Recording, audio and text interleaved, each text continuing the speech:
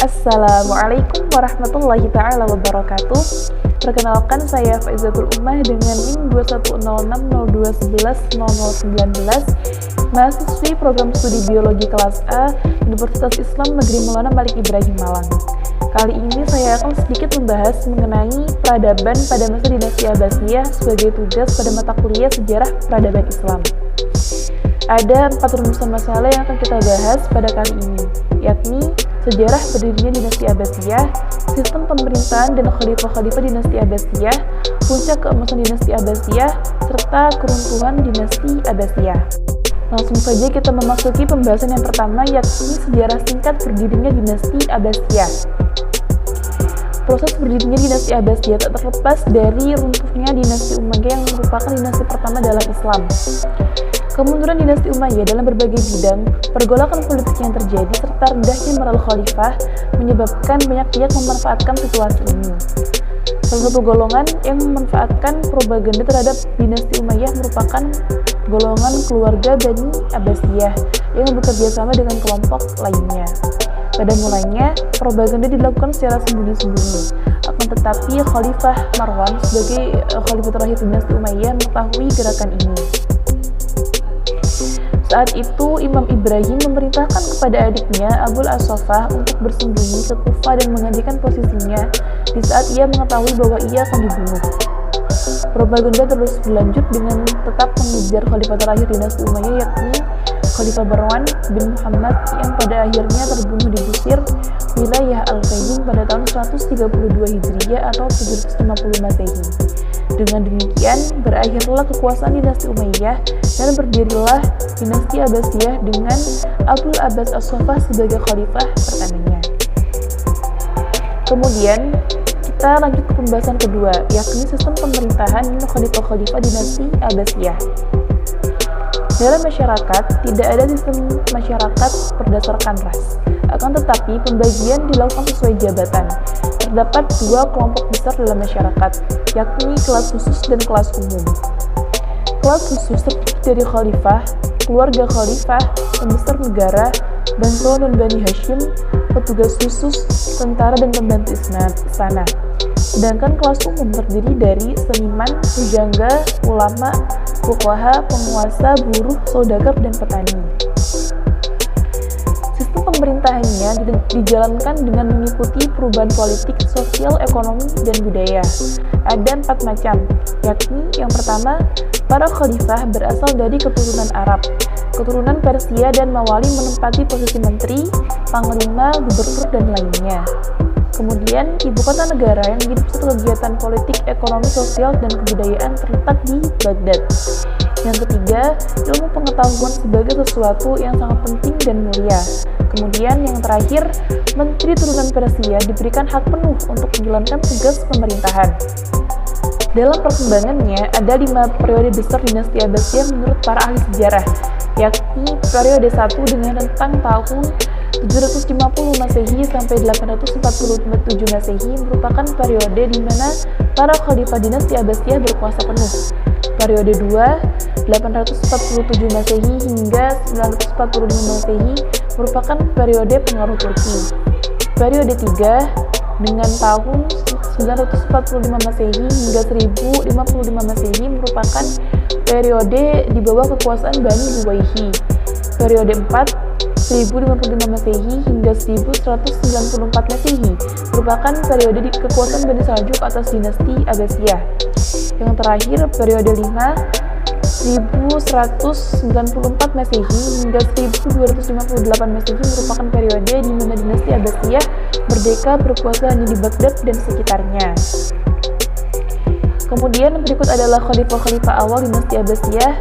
Ada Abu Abbas As-Saffah, Abu Ja'far Al-Mansur, Abu Abdullah Muhammad Al-Mahdi, Abu Muhammad Musa Al-Hadi, Abu Ja'far Harun Al-Rashid, Abu Musa Muhammad Al-Amin, Abu Ja'far Abdullah Al-Ma'mun, Abu Ishaq Muhammad Al-Mu'tasim, Abu Ja'far Harun Al-Wasiq, serta Abu Fadl Ja'far Al-Mutawakil.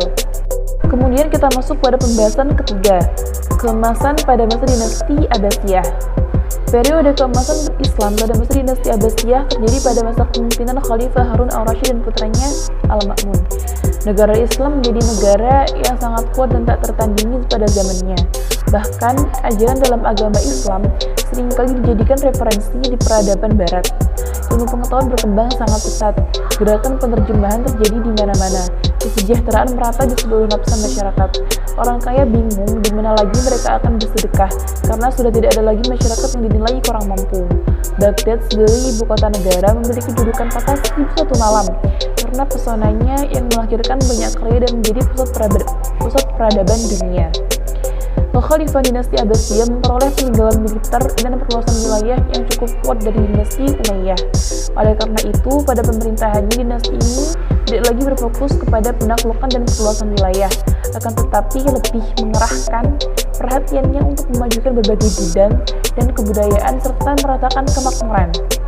Salah satu lembaga legendaris yang menjadi pusat ilmu pengetahuan adalah Baitul Hikmah. Perpustakaan ini merupakan pusat dari ilmu pengetahuan pada masa dinasti Abbasiyah.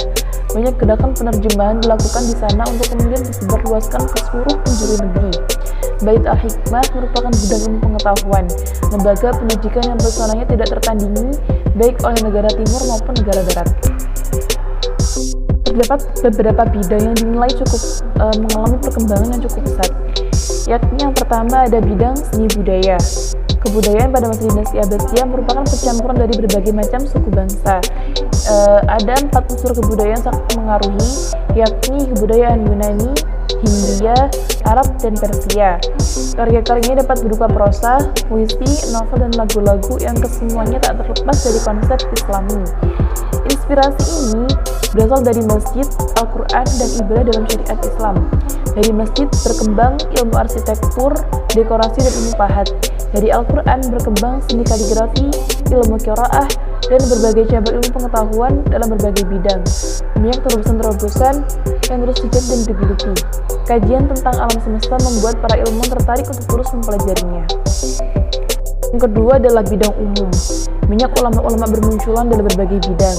Pada masa ini, Islam benar-benar mencapai puncak keemasannya dan tersohor di seluruh penjuru dunia. Ada 5 bidang dalam bidang umum, yakni yang pertama filsafat. Cabang ilmu ini mencapai puncaknya pada masa Daulah Abbasiyah dengan penerjemahan ilmu filsafat Yunani ke dalam bahasa Arab. Tokoh-tokohnya antara lain Al-Kindi, Al-Farabi, Ibnu Sina, Ibnu Bajjah, Ibnu Tufail, Al-Ghazali, dan Ibnu Rushd. Yang kedua adalah kedokteran.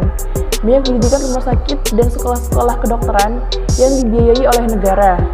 Muncul banyak ilmuwan dalam bidang ini, antara lain Hunain bin Ishaq yang merupakan dokter mata, Ar-Razi, dokter penyakit cacar dan campak, Ibnu Sina dengan kitab Al-Qanun fi Al-Tib yang menjadi rujukan bagi negara Eropa dan negara Islam, Abu Marwan Abdul Malik bin Abil Ala Ibnu Sur dengan At-Taisir dan Al-Iqtida'nya, dan Ibnu Rushd sebagai peneliti penyakit cacar dan pembuluh darah. Yang ketiga adalah astronomi.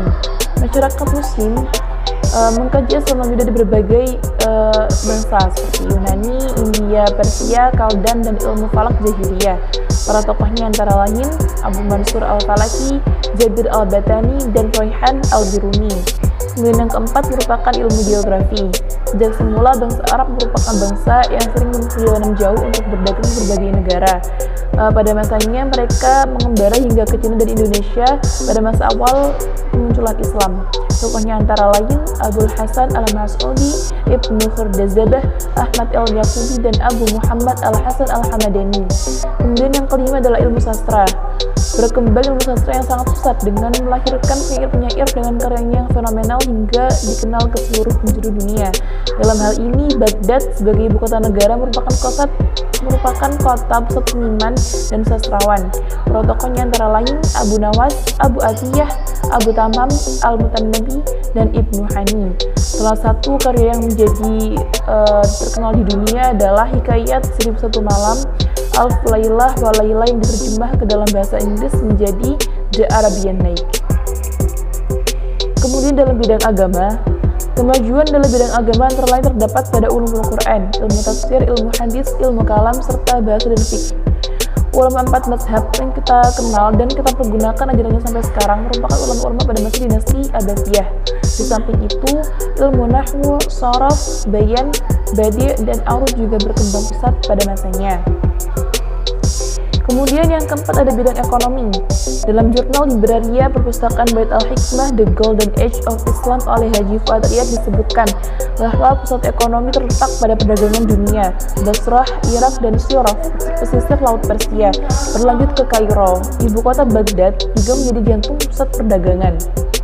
Ada 3 hal dalam bidang ekonomi, yakni pertanian. Banyak hal dilakukan untuk meningkatkan sektor ini, seperti membangun sumur dan tempat peristirahatan kafilah dagang, membangun armada untuk melindungi serangan bajak laut, serta menggiatkan kegiatan ekspor. Yang kedua ada perindustrian. Khalifah menginjak untuk membangun berbagai industri. Salah satu yang terkenal adalah industri kertas. Kemudian yang ketiga ada perdagangan. Para petani diperlakukan dengan sangat baik oleh Khalifah. Beliau sangat menghormati dan memperlakukan dengan baik, bahkan meringankan pajaknya. Pertanian dilakukan dengan sistem modern dengan memanfaatkan sungai Tigris dan Eufrat. Kemudian kita akan memasuki pembahasan yang keempat, yakni bagaimana runtuhnya dinasti Abbasiyah. Selama 5 abad lamanya kekuasaan dinasti Abbasiyah memegang kunci penting peradaban dunia. Banyak prestasi-prestasi gemilang ditorehkan, ilmu-ilmu baru ditemukan yang seringkali menjadi sumber rujukan bahkan bagi peradaban barat. Pada akhirnya, Baghdad yang dikenal dengan kota 1001 malam dengan banyak cerita dan sejarahnya hangus dibakar oleh tentara Mongol pada tahun 1258 di bawah perintah Hulagu Khan. Pemukiman penduduk termasuk istana kerajaan dihancurkan rata oleh tentara Mongol. Bahkan perpustakaan Bait al-Hikmah yang menjadi pusat berbagai ilmu pengetahuan ikut dibinasakan. Menurut para ahli sejarah, ada 2 faktor penyebab kemunduran Bani Abbasiyah sebagai berikut. Faktor yang pertama merupakan faktor internal, antara lain perebutan kekuasaan di pusat pemerintahan. Perebutan ini bermula pada saat Khalifah Al-Ma'mun menobatkan saudaranya Al-Mu'tasim sebagai penerus untuk menghindari penguasaan Persia yang semakin merajalela. Persia merupakan mitra Abbasiyah pada saat menaklukkan Umayyah. Mereka merasa belum terpenuhi atas hak-hak dan keinginannya sehingga perlahan mulai menguasai Abbasiyah. Dalam hal ini, Khalifah Al-Mu'tasim meminta bantuan kepada orang-orang Turki yang kemudian dijadikan tentara untuk menekan pengaruh Persia. Setelah pemerintahan Khalifah Al-Mu'tasim, naiklah Khalifah yang dinilai kurang cakap dalam menjalankan pemerintahan, yakni Al-Mutawakkil. Otoritas Turki semakin menjadi kuat dan merajalela. Kemudian kendali ini berpindah pada Bani Buwayhi, Persia pada periode ketiga, dan dipindahkan ke Garuda Salju Turki pada periode keempat. Yang kedua, adanya dinasti-dinasti kecil yang memerdekakan diri. Pemerintahan Abbasiyah menguasai daratan yang luas. Daerah-daerah kecil di bawah naungan Abbasiyah mengaku kedaulatan pusat dengan hanya membayarkan upeti. Otoritas daerah menjadi minim karena dinasti sibuk membangun peradaban dan budaya. Pada saat banyak terjadi pemberontakan di pusat dan kepemimpinan dipegang oleh khalifah yang dirasa lemah serta kurang cakap, banyak daerah-daerah kecil yang tak terjangkau oleh pusat memerdekakan dirinya, dan bahkan ada beberapa yang mengaku menjadi khalifah. Yang ketiga merupakan munculnya aliran sesat dan fanatisme keagamaan. Adanya ketidakpuasan orang-orang Persia untuk berkuasa penuh menyebabkan mereka menyebarkan paham-paham Mazdakisme, Manuisme, dan Zoroastrianisme. Gerakan ini dikenal dengan gerakan Zindik. Khalifah Al-Mansur berjuang mati-matian untuk menghilangkan gerakan ini.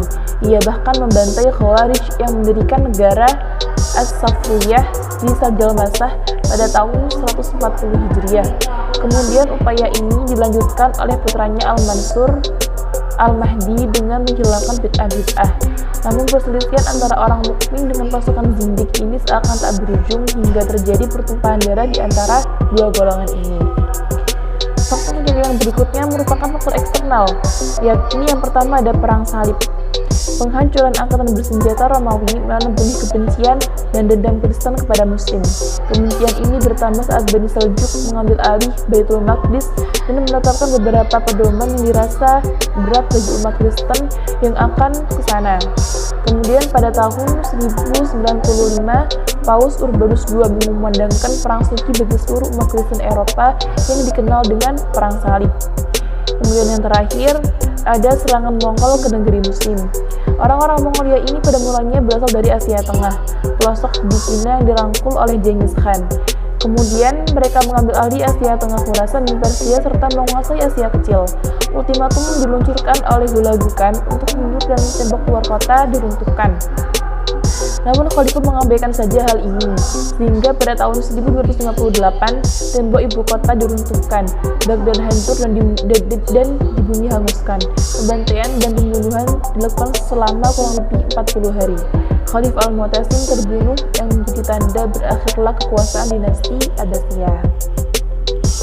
Demikian pembahasan yang dapat saya sampaikan pada kesempatan kali ini. Tentu masih banyak terjadi kekurangan dan kesalahan dalam menyampaikan materi dan pembahasan. Semoga kedepannya dapat memberikan penyampaian materi yang lebih baik lagi. Kurang lebihnya mohon maaf atas perhatiannya. Kami sampaikan terima kasih. Assalamualaikum warahmatullahi wabarakatuh.